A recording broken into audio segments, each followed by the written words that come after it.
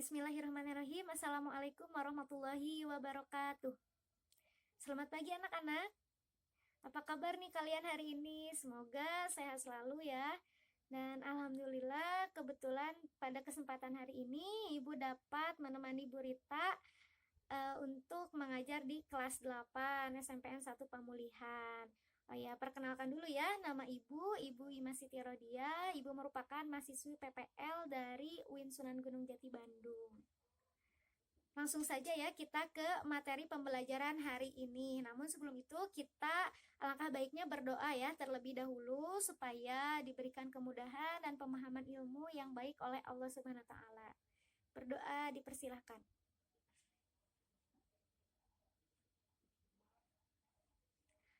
Alhamdulillah kita telah selesai berdoa. Langsung saja ke materi pembelajaran hari ini, yaitu mengenai sistem pencernaan. Nah, pasti yang terpikir di pikiran anak-anak, di pikiran kalian mengenai sistem pencernaan, yaitu tentang cara kita mengolah makanan di dalam perut ya, di dalam perut lalu keluarlah menjadi feses. Namun anak-anak, tidak semudah itu. Makanan masuk ke dalam perut lalu dikeluarkan menjadi feses. Itu banyak sekali proses-proses yang terjadi di dalam sistem pencernaan tubuh kita. Tapi sebelum masuk ke mengenai sistem pencernaan, prosesnya bagaimana, kita harus mengetahui terlebih dahulu nih mengenai jenis-jenis makanan apa saja sih yang memangnya atau kiranya bagus buat tubuh kita. Oke, jadi apa aja sih jenis-jenis nutrisi yang baik buat tubuh kita?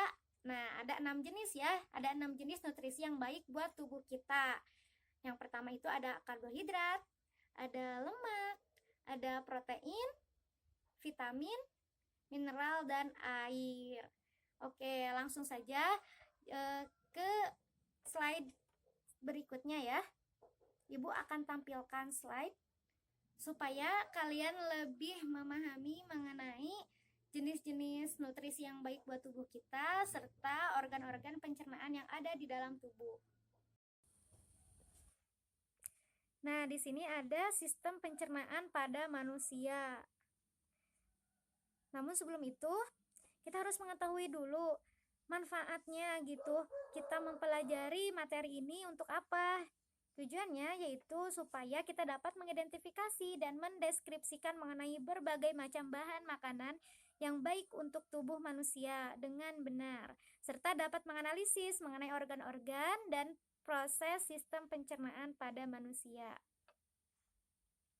Oke, sebelum kita mempelajari mengenai sistem organ yang ada di dalam tubuh, kita perlu mengetahui juga nih nutrisi-nutrisi yang baik untuk tubuh. Ada di sini bahan dan zat makanan yang baik untuk tubuh.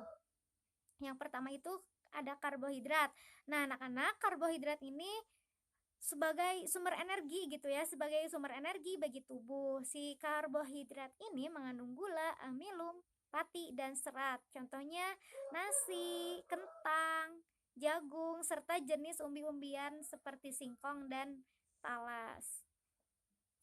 Next, selanjutnya ada protein. Nah, anak-anak, protein ini dibutuhkan sebagai penghasil energi untuk pertumbuhan dan pengganti sel-sel tubuh yang rusak, serta untuk pembentukan antibodi. Nah, antibodi ini apa sih? Antibodi ini yaitu sistem kekebalan tubuh pada tubuh kita. Nah, ternyata anak-anak protein ini terbagi ke dalam 2 macam, yaitu ada protein nabati dan protein hewani. Di protein nabati ini terdapat pada kacang-kacangan seperti kacang kedelai. Kalau protein hewani terdapat pada daging, ikan, susu, keju, dan telur. Nah, anak-anak, ternyata kalau kita kekurangan protein akan berpotensi mengalami busuk lapar. Makanya anak-anak, kalian seimbangkanlah nutrisi yang ada di dalam tubuh kalian ya. Lalu ada lemak. Nah, lemak ini merupakan unit penyimpanan yang baik untuk energi. Lemak ini juga anak-anak terbagi ke dalam 2 jenis. Ada lemak nabati dan lemak hewani. Selanjutnya ada vitamin. Nah, vitamin ini tidak banyak ya dibutuhkan oleh tubuh, hanya sedikit jumlahnya yang dibutuhkan oleh tubuh. Namun anak-anak harus tetap ada sebetulnya vitamin itu di dalam tubuh karena diperlukan untuk mengatur fungsi tubuh dan mencegah beberapa penyakit. Selain itu vitamin juga banyak ditemukan sekali ya pada buah-buahan gitu. Jadi kalau kalian ingin memperbanyak nutrisi vitamin dalam tubuh, kalian harus mengkonsumsi buah-buahan yang banyak gitu, yang seimbang maksud ibu. Nah, vitamin juga dikelompokkan ke dalam 2 jenis anak-anak. Ada vitamin yang larut dalam lemak, ada juga vitamin yang larut dalam air. Kalau vitamin yang larut dalam lemak ini ada vitamin B dan C. Lalu vitamin yang larut dalam air ada vitamin A, D, E, dan K. Nah, terkhusus untuk vitamin D ini anak-anak akan terbentuk ketika kulit kita terpapari sinar UV atau sinar matahari. Jadi kalau kalian menjemur gitu ya di pagi hari, itu sangat bagus ya untuk perbaikan kulit karena disitulah kita mengandung vitamin D, seperti itu. Selanjutnya ada mineral. Nah, mineral ini sebagai zat pengatur tubuh. Mineral juga yang paling sedikit nih mengandung atom karbon dan terdapat 14 jenis mineral anak-anak. Di antaranya ada kalsium, fosfor, kalium, natrium, besi, iodium, dan zinc. Nah, ini dapat dilihat ya.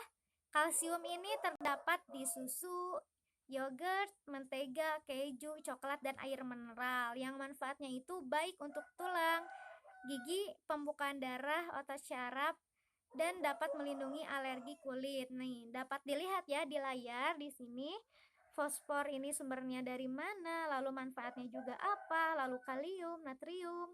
Dapat anak-anak lihat ya di layar.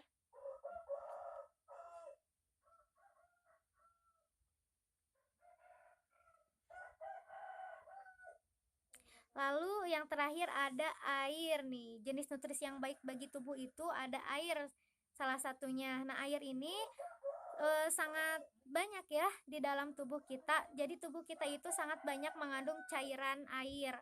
Nih, terdapat di dalam tubuh itu mengandung 60-80% air.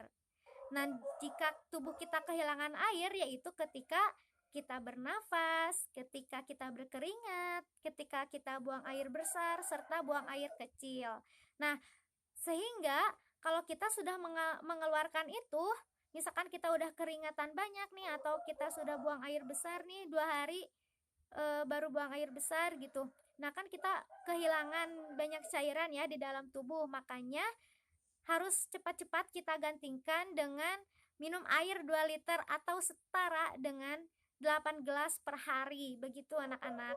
Jadi kalau kalian udah berkeringat nih, bawalah air minum yang banyak supaya cepat tergantikan cairan yang ada di dalam tubuhnya, biar nanti kalian itu nggak lemas. Oke, setelah kita mempelajari mengenai nutrisi yang baik untuk tubuh, lanjut kita ke dalam organ-organ sistem pencernaan manusia. Karena kita itu mencerna makanan itu harus yang baik ya, makanya kita mempelajari dulu nutrisi yang baik untuk tubuh. Organ-organ sistem pencernaan pada manusia ini diantaranya itu ada mulut, faring, ada lambung. Nah, ini dapat dilihat ya.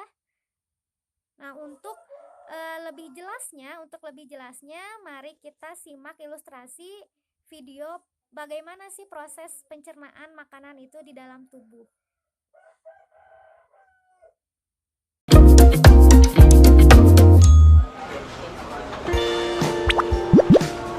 Hey kawan, namaku Gilbert si anggur. Ya, nama itu adalah ide ayahku. Omong-omong, hari ini aku akan melakukan perjalanan seru ke dalam tubuh manusia. Jadi, mau menonton? Perjalanan dimulai ketika manusia menuju ke ruang makan siang kantor, membuka kotak makan siangnya dan menemukanku di sana. Apalagi yang ada di sini? Roti lapis kalkun? Yogurt? Dia sudah menggigit roti lapisnya. Oh, sekarang giliranku. Dia memasukkanku ke mulutnya. Ini saatnya pergi. Jujur, cukup basah dan hangat di sini. Mulut adalah pintu gerbang ke sistem pencernaan. Sistem itu dirancang khusus untuk mengubah makanan menjadi nutrien berguna yang membuatmu tetap berenergi dan membantu sel tumbuh dan memperbaiki diri. Jadi, setelah mengambil gigitan pertama dari apa yang kamu makan, kamu menghidupkan mesin pencernaan. Saat kamu mengunyah, makanan dipecah menjadi beberapa bagian untuk memudahkan prosesnya. Ludah sangat berguna karena bercampur dengan makanan dan bisa lebih menghancurkannya. Dengan begitu, perutmu tidak perlu mencerna seluruh bongkah makanan. Omong-omong, ini fakta seru. Jumlah air liur yang kamu hasilkan dalam setahun dapat mengisi 2 bak mandi ukuran sedang. Hampir 1 kolam penuh air liur. Benar-benar hujan air liur di sini. Wah, lebih baik aku berhati-hati dengan gigi ini. Aku tidak mau berakhir seperti bocah kalkun di sana itu. Sulit karena orang ini menggunakan lidahnya untuk menggulung makanan di mulutnya dan ke arah giginya. Aku benar-benar tidak ingin menjadi selai hari ini. Jadi, aku akan melewati pengunyahan ini. Ayo turun. Wih! Sekarang kita menuju tenggorokan. Ini juga disebut faring. Oh, jalan bercabang. Aku harus pergi kemana? Cap cip cup kembang kuncup. Sepertinya kita harus ke sini. Tunggu, sepertinya aku salah belok. Kenapa semuanya bergetar? Aduh, manusia malang ini batuk terus-menerus. Tolong tepuk punggungnya. Sudah, naik lagi. Maaf kawan. Nyaris saja. Hampir masuk ke paru-parunya. Itu tidak akan baik. Baiklah, aku kembali ke jalan. Jadi, mari kita coba lagi. Aku dengan benar masuk ke tabung penelan yang memiliki nama mewah esofagus. Aku suka menyebutnya saluran makanan, tapi ini jauh lebih sempit daripada yang kubayangkan. Aku akan terjepit di sini. Hah? Bagaimana bisa aku terus turun? Ah, begitu. Otot-otot di dinding esofagus ini meremas di belakangku dan melemas di depanku. Ini adalah proses yang disebut peristaltis, dan itulah yang menggerakkanku melalui sistem pencernaan. Beberapa detik kemudian, dan kita sekarang telah mencapai ujung terowongan. Ada otot yang terbuka di sini untuk membiarkan makanan masuk ke lambung dan mencegahnya keluar kembali ke esofagus. Ini agak mirip dengan petugas keamanan. Aku hanya seorang turis di sini. Pak, tolong izinkan aku masuk. Hore! Aku sudah melewati katup dan masuk ke perut. Itu mengingatkanku pada kantong dan izinkan aku mencoba dinding itu. Wah, itu dinding yang kuat. Semuanya otot. Sebenarnya aku tidak terkejut. Perut menampung, mencampur, dan menggiling makanan menjadi bubur. Jadi itu harus cukup kuat. Sejujurnya, ini tak tampak terlalu. Ya ampun, apa itu? Aduh, panas sekali. Au, panas. Aku harus keluar dari asam perut ini. Jika tidak, aku akan menjadi cairan atau pasta seperti roti lapis Turki itu. Tidak apa-apa, aku sudah bersiap. Aku membawa perangkat kecil yang sangat berguna dan akan melindungiku dalam gelembung pelindung. Makanan biasanya tidak memiliki ini, tapi aku punya. Koneksi. Itu rahasia. Aku hanya perlu menekan tombol ini. Sudah, sekarang aku bisa terus berbicara denganmu sepanjang jalan, alih-alih berubah menjadi jeli anggur. Perhentian berikutnya, usus kecil. Organ berliku yang panjang melingkar ini terdiri dari 3 bagian. Saat aku bilang panjang, aku serius. Jika kamu merentangkannya, yang tidak kusarankan karena itu perlu digulung. Dan di dalam tubuhmu, kamu akan mendapatkan tabung yang lebih dari 6 meter panjangnya. Yap, itu setinggi jerapah dan semua dimasukkan ke tubuhmu. Harus kuakui, cukup hangat di sini. Hampir seperti resort tropis, tapi di lautan, empedu. Oh iya, aku terlindungi dalam gelembung kecil. Jangan khawatir. Empedu sangat penting untuk mencerna lemak dan mengeluarkan semua kotoran dari darah. Jadi, bersyukurlah hatimu menghasilkannya. Pankreas juga membantu proses dengan beberapa enzim baik. Dan benda yang terlihat seperti buah pir di sana, itu kantong empedu. Itu terletak di bawah hati dan menyimpan empedu di dalamnya sampai saat yang tepat datang. Astaga, benda ini benar-benar melingkar ya. Aku agak pusing karena tikungan dan belokan, tapi tak bisa kembali sekarang. Dinding usus yang berkontraksi ini terus mendorongku ke depan. Sepertinya aku sudah berada di bagian akhir dari usus kecil dan terus ke langkah selanjutnya dari perjalananku. Usus besar, juga dikenal sebagai kolon. Itu adalah tabung berotot yang panjangnya 1,5 sampai 2 meter. Tunggu dulu. Shh, kamu dengar itu? Aku tidak sendirian. Aku dikepung. Mereka mendekat. Itu bakteri. Ada banyak sekali di sini. Oh, apakah orang ini terjangkit penyakit parasit usus atau semacamnya? Tidak. Usus membutuhkan bakteri baik untuk membantu memecah makanan, vitamin, dan nutrien sehingga tubuh bisa menggunakannya. Hai semuanya. Hei, benda kecil apa itu di pintu masuk? Ah, itu pasti usus buntu. Itu tidak terlalu berguna selain menampung bakteri yang mungkin perlu dilepaskan ke usus. Itu juga punya beberapa jaringan yang berguna untuk sistem kekebalan tubuh. Tapi sebagian besar itu adalah benda kecil yang tidak berguna. Jadi orang masih bisa hidup tanpanya. Hei, jika usus buntu meradang, dokter akan memotongnya. Serius, sepertinya orang ini masih memilikinya. Baguslah. Omong-omong, kita sekarang ada di usus besar dan aku senang. Di sini agak lebih luas. Jika tak memakai gelembung pelindung rahasiaku yang mewah, aku pasti akan berbicara kepadamu sekarang sebagai bubur ampas cair kekuningan. Saat kontraksi otot ini mendorongku melalui usus besar, semua air diisap dariku.